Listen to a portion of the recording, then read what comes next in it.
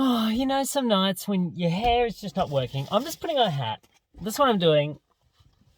You're getting a reviewer with a hat on in the middle of the night. That's how this review is going to work.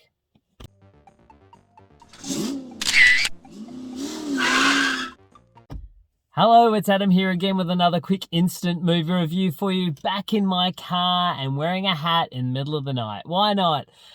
Tonight I saw Insidious: The Red Door. This is the fifth Insidious film in the franchise, and the first one directed by its star, Patrick Wilson. He once again reprises his role as Josh Lambert, the father who was terrorized and also the terrorizer in the first two Insidious films. Then we had sort of a prequel and then sort of a middle film, and now we've got this film. And this once again has him as the father of Dalton, played by Ty Simpkins. He is going off to college. This was the young boy who was in the first Insidious film back in 2010. Now we're seeing him, 13 years later, and he's off to college. That's right, he is off.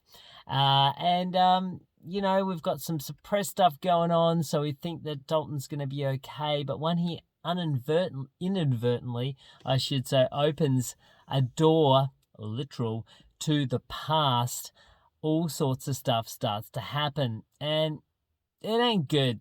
Let's just put it out there. It's not good. It's not good for him, and it's not good for his dad.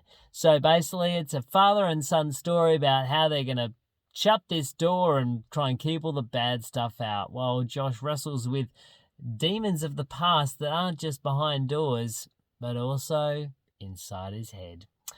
So, as I mentioned, this film was directed by its star, Patrick Wilson. And I guess the first thing I'm going to say about this is that he has very good directing chops. This is a film which, and he said it in interviews as well, he didn't want to just mirror what James Wan did, and Leigh Whannell, in their first films and the first outings within the franchise. He really wanted to find his own rhythm. And, Insidious has one of the biggest and best jump scares of any horror film of any time. So really to try and better that was going to be like trying to fight a losing battle. So instead, what we have is a film that has some very good jump scares, but also has a very good use of camera work and camera placement and placement of the subjects, just to give you that nasty, eerie feeling like something's not quite 100% right in this shot. And we can kind of see it, but we kind of can't. So it's one of those films that really gets you watching as a viewer. There is a sense of dread here, and it is done very, very well. You can see that this film was made on a budget, but that's part of the beauty of the Insidious franchise. I think in total, these films budget around $26 million, which if you look at it over the course of 5 films, ain't a lot of chump change. And they've made well over $260 million at the box office thus far. And Insidious: The Red Door may certainly add to that change, because I think this is a very good film. It's a pretty scary film. There's some great shocks of daytime stuff.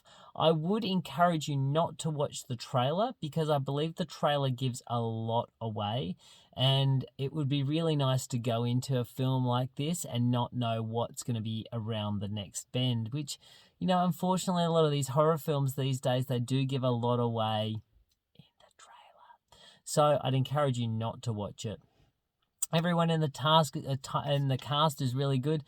Ty Simpkins, who's back in his role as Dalton, a grown-up version, is really good, and it's nice to see Rose Byrne back.